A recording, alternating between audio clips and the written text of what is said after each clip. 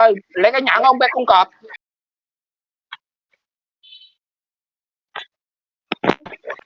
Bé con cọp, lấy cái nhẫn một cấp không?